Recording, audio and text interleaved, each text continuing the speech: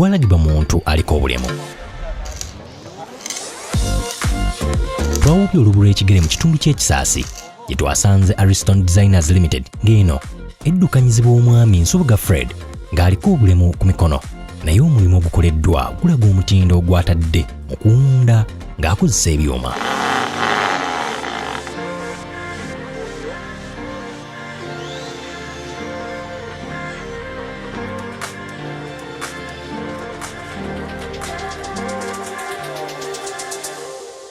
Ebintu byesoma ku ttendekero erya waggulu si byakola kati, naye ate omutindo ogulaba. Mu kye kyankozesa accounting and finance nali neewala kosi ya practical eba ebyetaago byayo bingi nagitya ne ngamba akangende neeno manye tinjagulanga buguzi handouts. Era we namala bwenti after my graduation kwe kusoma graphics designing yo kosi nagisoma nenjimala. Kati we nagimala kwe kutandikawo nga nentandikawo kampani bagiyita Ariston 2013. Saagitandikira wano wendi nagitandikirawo era ku Kisaasi naye Kisaasi Bukoto Road nga nkola bipande t-shirt logos nga graphic byonna ebigwa mu designing. Naye ate oluvannyuma nagenda olaba nga abo kati bempalayiki kuba we mba nkola ebipande bibaamu okukola stands nzikola mu byuma. Nagenda olaba nga bintawaanya bandireyinga client ayinza okujja emirimu gya printing gino gya art egyo giba gya speed.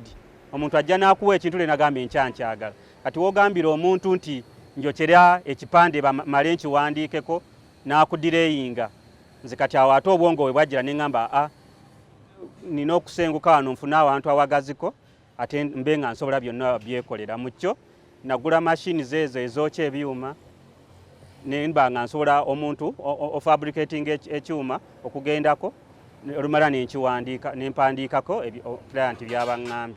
Era kyanyambamu konki wali ebbeeyi wembanga nandikyaginze nnyingi wano engeri byonna gye mbyekolera okuva ku step esooka kwesembayo akasente kabeera nga kasaamusaamu. Ekyo nno kye kimu ku byoleka omutindo okuba ng'osobola okutuusa obuweereza obw'enjawulo eri bakasitoma. Osikiriza otya abantu okukuwa obwesigwa? Customer care. Omuntu oyo omufaako oyogedde otya naye omutegeezezza otya nti ekintu ky'osobola kyayagala omukolera okimanyi. Waliwo olulimi olwo olusooka. Kati bw'amala ne tutegeeragana era nenjogera naye n'alaba nti ebintu omulimu nsobola okusinziira gye mba njogedde naye alabira ddala nga omulimu nsobola okukola ki okugukola. Kati mu kyo era nga omanyi nti emirimu gino egyaffe client bw'ajja ayina osooka n'akuwa deposit kwegamba ogule ebintu ebisooka material otandika okukola. Kuba sisobola kuba nti material zonna ezikola nzirinawo wano nga omanyi Uganda capital nsonga nnene nnyo wano e Uganda era tutawaanya nnyo yo capital ddala tetumulina era nange ndi omu abo kulwana bulwanyi. Kati bwampa ssente ezo ezisooka nga ngula material oluusi omu ayinza okuwa ssente nga ssente zaakuwaddeko tezimala naye waakuwaako wabaawo commitment ti omuntu oyo kintu kyayagala nti kiri serious. Kati oluusi bali ba service provider engeri gyemba nti buli kanaku mbagulako ebintu osobola omugamba akuweereza ebintu ebyo nti mu nnaku 2 ssente oba okoze ki oba osobola ozimuweereza oba naye wobaamu n'ezizo n'oyongerako ku za client zaakuwadde n'ogula material. Kati mu kugula material katugambe nga ngenda kwokya stand ekipande kwe kigenda oyimirira mulimu emitendera egy'enjawulo ebanga process ate nti ebiseera ebisinga tukozesa specialization. Abaana benkola nabo ba employee bange buli omu alina amaanyi ge we gali oba kyasinga okumanya ku munne. Kakati era buli omu manya nti we tuba tukola ekintu kino ono yakola paati eno, we tuba tukola ekintu kino ono yakola paati eno. Ekyo kitegeeza kuwa muntu asinga okukola ekintu nga bw'akikola kwe kuggyayo omutindo. Okusoomozebwa okugumidde otya? Naye ng'era nga womanyi buli wooleeta idea empya tesooka kupiikingirawo. Era ate n'ekirala biseera ebyo wano nali naakajjawo. Yes ati nali mulinamu nga nina abankubira obusimu nkolerayo kino naye ate okwokya ebyuma nkutandika butandisi. Era kyantwalira omuntu otandika wano ampeyo omulimu gw'okwokya ekyuma kyantwalira kumpi omwaka mulamba naye obugumiikiriza era namala era ne ngenda maaso. Omuntu bw'ajja ng'akyama wano emirimu agisiima gye tukola naye waaba akyama tasuubira kuba nti agenda kwogera muntu alinga nze. Era mu byonna ekisinga okunnyamba nti ne wiiki eyo ewedde waliwo eyajja naye kyanyamba nti nali smart yampita client oluvannyuma ne bamugamba oyo nno gwe yalina okukola yampitako nga n'ayingira munda nga yalowooza alina omulala gwagenda okukola ki yaŋŋamba naawe era yambuza oli client. Weewaawo ebigambo ebyo tebiddibwamu bugumiikiriza kwewaayo na kweteekateeka omutindo gya gutuusa.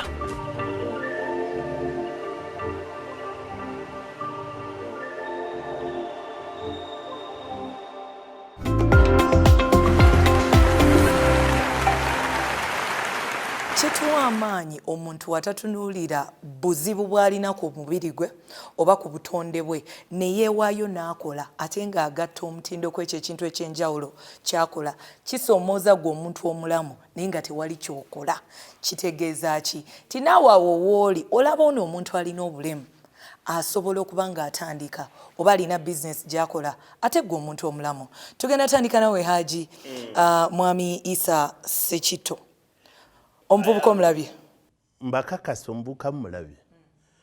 Naye nze mwennyini nina eddoboozi erigenda ewala bwe njogera bampulira. Era nze mwogezi w'abasuubuzi ba kasiita. Value gye nagattako yeerabiza ne mama wange erinnya lye yantuuma bampita kasiita. Tosobola kuba wa bulijjo nga gwe Isa Ssekitto naye nga ne bwaba pulezidenti akuyita kasiita n'ogaa nti tokikoze. Maama wange yennyini nabisubi tebaagalika gy'ali. Bwe tutuuka mu mikolo aga gwe kasiita wambuuzizza dda. Siribanga nako nti lye bantuma linnya nalya bangabi. Kaakati ako kabonero akalaga nti ky'oyingiddemu okiwadde obudde n'ebirowoozo ne kifuuka gwe mwennyini. Nina omwana Muhammad Mpoza ansonyiwe. Bwe tuba twagala okusomesa society yasoma Swasa Makerere University. Muhammad aliko obulemu. Muhammad tamanyi nti aliko obulemu. Ayagala birungi, kyemanyi n'omukyala ajja kuwasa mulungi kubanga baayagala okutunuulira. Alaba asobola okukola ssente. Mwami mumpimpi bw'ati alina obulemu bwe bwa bbango. Aga Katonda muggulu mu family takiraba nti alirina. He doesn't feel it. Kubanga akulisizinga abakoze ensobi, muyonjo nnyo, buli kimu asaala musaaze nnyo. Olwaleero alina kampani ya Zampo Events. Apromoting emikolo kajibe gy'awaka agenza agejja. Ye yalaga ensi nti nze ndi mulamu. Era mulamu mulamba tamanyi na kumanya nti aliko ka defect. Kakati banne nabo ne bamwembracingirayo. He's very lovely nti teri birthday ya mu family gy'atamanyi lunaku. Kubanga omukolo gwe bamunaanika ewaffe n'omukolo gw'Abaganda be bonna n'emikwano gy'abali mu Saako be yali asomye nako abategekera picnics. Kati kimufudde omuganzi gye bali nabo ne batamulaba nti namulema. Era naye talaba bulemu obwo. Ekyo kye kibula mu bannansi. Nina omwana omulala wa muto wange bamuyita Ssekitto Isa yamutuuma. Kitaawe mu kutuuma erinnya eryo nze nali maze okutandika okuyitimuka. Nagenza okuddayo mu kyalo nga tulinayo ensonga nga bamuyita kasiita. Isa Ssekitto gwe kasiita taata we ne basenga naye nga tayogerangako nti ye mwogezi wa kasiita n'ebye Kampala tabimanyi yeesomerera mu kyalo. Naye alina role model weye kitaawe Isa Ssekitto. Bwe mba ngenda okulabikako ku TV n'omala ojjula emmere gw'omanyi ateekwa okundaba. Atalina kyagamba nti byenkoze ateekwa obbiisa. Era ne koosi gy'agenda okwofaringa mu university ayagala eneesobola okuggyayo eddoboozi lya kitaawe eyasoma ekitono naye n'akikozesa okutuuka ku level y'okupromotinga ekitono ky'eddoboozi lye. Nze ndi mugagga. Waliwo eyabuuziza ekibuuzo nti kufa abali wano ani ayinza okukkiriza nti nze ndi mugagga. Nze ndi mugagga nze omu ku bagagga abasiru kubanga bye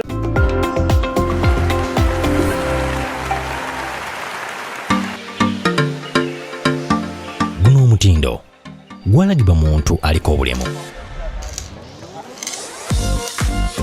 Twawubye olubu lw'ekigere mu kitundu ky'ekisaasi gye twasanze Ariston Designers Limited ng'eno eddukanyizibwa omwami Nsubuga Fred ng'aliko obulemu ku mikono naye omulimu ogukoleddwa gulaga omutindo gw'atadde mu kuwunda ng'akozesa ebyuma.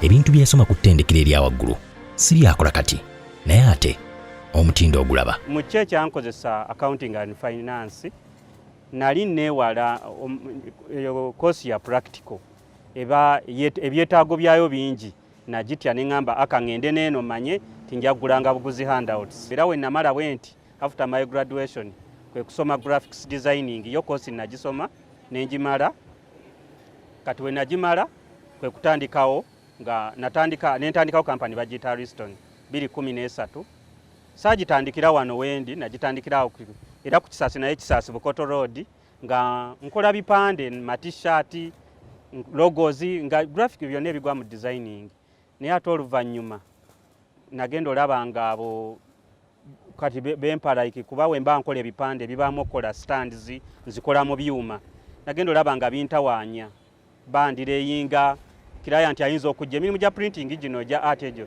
giba gya speed omuntu ajja n'akuwa ekintu lenagamba enkyankyagala kati wogambira omuntu nti njokera ekipande bamale nkiwandiikeko n'akudireyinga nze kati awo ate obwongo we bwajjira ne ŋŋamba nina okusenguka wano nfune awantu awagaziko ate mbe nga nsobola byonna byekolera mu kyo nagula mashini ezo ezokya ebyuma nemba nga nsobola omuntu ofabricating ekyuma okugendako olumala nenkiwandiika nempandiikako client byabaŋŋambye era kyanyambamuko nki wali ebbeeyi wembanga nandikyaginze nnyingi wano engeri byonna gye mbyekolera okuva ku siteepu esooka kwesembayo akasente kabeera nga kasaamusaamu. Ekyo nno kye kimu ku byoleka omutindo okuba ng'osobola okutuusa obuweereza obw'enjawulo eri bakasitoma. Osikiriza otya abantu okukuwa obwesigwa? Customer care, omuntu oyo omufaako oyogedde otya naye omutegeezezza otya nti ekintu kyosobola kyayagala omukolera okimanyi.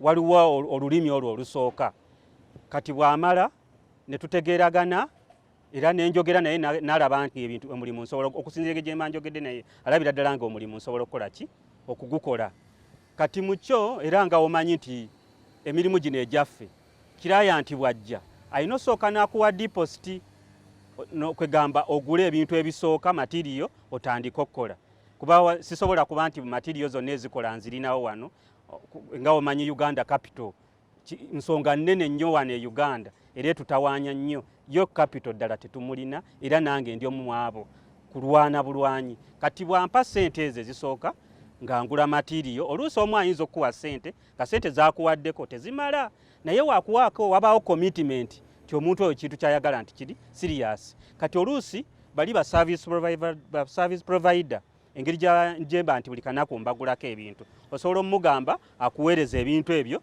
nti mu nnaku 2 ssente oba okoze ki oba osobola ozimuweereza oba naye wobaamu nezizo n'oyongerako ku za client zakuwadde n'ogula material kati mu kugula material katugambe nga ngenda kwokya stand ekipande kwe kigenda oyimirira mulimu emitendera egy'enjawulo ebanga process ate nti ebiseera ebisinga tukozesa specialization bana benkola abaana benkola nabo ba employee bange buli omu alina amaanyi ge wegali oba kyasinga okumanya ku munne kakati era buli omu manya nti we tuba tukola ekintu kino ono yakola paati eno we tuba tukola ekintu kino ono yakola paati eno. Ekyo kitegeeza kuwa muntu asinga okukola ekintu nga bw'akikola kwe kuggyayo omutindo.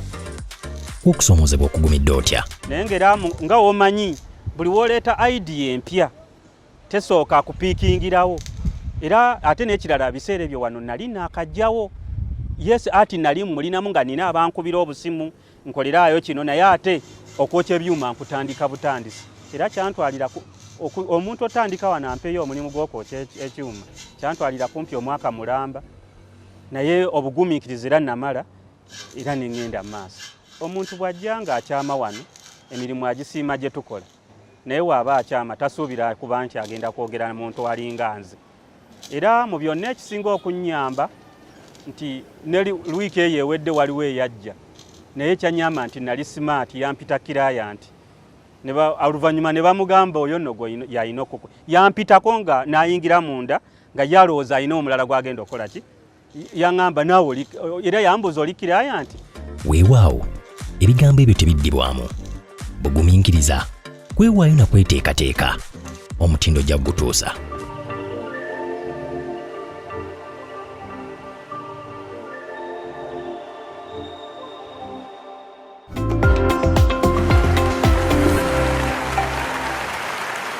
Kituwa amaanyi omuntu atatunuulira buzibu bw'alina ku mubiri gwe oba ku butonde bwe ne yeewaayo n'akola ate ng'agatta omutindo kw'ekyo ekintu eky'enjawulo ky'akola kisoomooza gwe omuntu omulamu naye nga tewali ky'okola.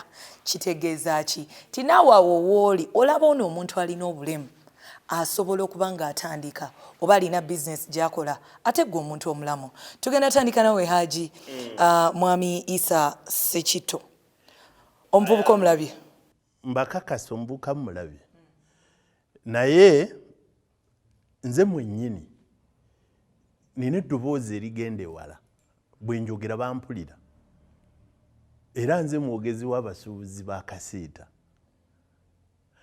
Value gye nagattako yeerabiza ne mama wange erinnya lye yantuuma bampita kasiita. Tosobola kuba wa bulijjo nga gwe Isa Ssekitto naye nga ne bwaba pulezidenti akuyita kasiita n'ogaa nti tokikoze. Maama wange yennyini Nabisubi tebaagalika gy'ali. Bwe tutuuka mu mikolo gwe kasiita wambuuzizza dda. Siribanga nako nti lye bantuma linnya nalya Bangabi. Kaakati ako kabonero akalaga nti ky'oyingiddemu okiwadde obudde n'ebirowoozo ne kifuuka gwe mwennyini. Nina omwana Muhammad Mpoza ansonyiwe. Bwe tuba twagala okusomesa society yasoma Swasa Makerere University. Muhammad aliko obulemu. Muhammad tamanyi nti aliko obulemu. Ayagala birungi kyemanyi n'omukyala ajja kuwasa mulungi kubanga baayagala okutunuulira. Alaba asobola okukola ssente. Mwami mumpimpi bw'ati alina obulemu bwe bwa bbango. Aga Katonda muggulu mu family takiraba nti alirina. He doesn't feel it. Kubanga akulisizinga bakoze ensobi, muyonjo nnyo, buli kimu asaala musaaze nnyo. Olwaleero alina kampani ya Zampo Events. Apromoting emikolo kajibe gy'awaka agenza agejja. Ye yalaga ensi nti nze ndi mulamu. Era mulamu mulamba tamanyi na kumanya nti aliko ka defect. Kakati banne nabo ne bamwembracingirayo. He's very lovely nti teri birthday ya mu family gyatamanyi lunaku. Kubanga omukolo gwe bamunanike waffe n'omukolo gw'Abaganda be bonna n'emikwano gy'abali mu Saako be yali asomye nako abategekera picnics. Kati kimufudde omuganzi gye bali nabo ne batamulaba nti namulema. Era naye talaba bulemu obwo. Ekyo kye kibula mu bannansi. Nina omwana omulala wa muto wange bamuyita Ssekitto Isa lyamutuuma. Kitaawe mu kutuuma erinnya eryo nze nali maze okutandika okuyitimuka. Nagenza okuddayo mu kyalo nga tulinayo ensonga nga bamuyita kasiita. Isa Ssekitto gwe kasiita taata we ne basenga naye nga tayogerangako nti ye mwogezi wa kasiita n'ebye Kampala tabimanyi yeesomerera mu kyalo. Naye alina role model weye kitaawe Isa Ssekitto. Bwe mba ngenda okulabikako ku TV n'omala ojjula emmere gw'omanyi ateekwa okundaba. Ate alina kyagamba nti byenkoze ateekwa biyisa. era ne koosi gy'agenda okwofalinga mu yunivasite ayagala eneesobola okuggyayo eddoboozi lya kitaawe eyasoma ekitono naye n'akikozesa okutuuka ku leve y'okupromotinga ekitone ky'eddoboozi lye. Nze ndi mugagga. Waliwo eyabuuziza ekibuuzo nti kufa abali wano ani ayinza okukkiriza nti nze ndi mugagga. Nze ndi mugagga, nze omu ku bagagga abasiru, kubanga byenkola byenfunyeemu ssente si nze mbyepulaningira. Abalala abamanya nti ninawo ssente zenterese bebandaga poloti etundwa, kati nze nkola kimu kunnyonnyola bulungi ensonga omulimu ogunsasuza ne bannyongera ssente. Kati bano abatalina ssente bempita abaavu ne babeera nga bwe babatuukirako kye babatunza kye bafunamu ssente bakireetera nze azikuŋŋaanyiza n'enfuuka omugagga ate era nga nkyagaggawala. Kakati talent is all about doing the thing a different way. Okugatta nze bulijjo neebuuza era singa nali wa bakery lwaki kabalagala wa around since I was born up to now teriyo omuntu ayinza kuyiiya kakabalagala ka triangle kaba nakangu kuluma kubanga triangle baako obusonda busatu mu nsobi kyegaana kabalagala okufuuka nga content y'emu erimu menvu n'obunga bwa muwogo ne kabutta akalungi nga sumbuusa teekandi kabalagala alina kuba wa round. Omuntu asobola okuyiiya kakabalagala n'akafuula fashion asobola okutunda waakiri alemu okuguza abantu abakulu abamanyira kabalagala ka rawundi generation empya n'agatata nze njagala kali akalinga tulayangu okakkana nga abaana bonna abasinga obungi baguzaako. Kakati ekyo ekipya kyoleeta bw'okispicinga budda ku bayimbi abaffe abaawano n'abazannyi. Omuntu abeera mu drama ng'olaba talenti agirina buli kyakola kijja bwe kuba kwemoola bw'asiba omukono gujja bw'agukweka afuuka mulema naye n'alema okweyambisa embeera eriwo okukikola mu ngeri ey'enjawulo atya.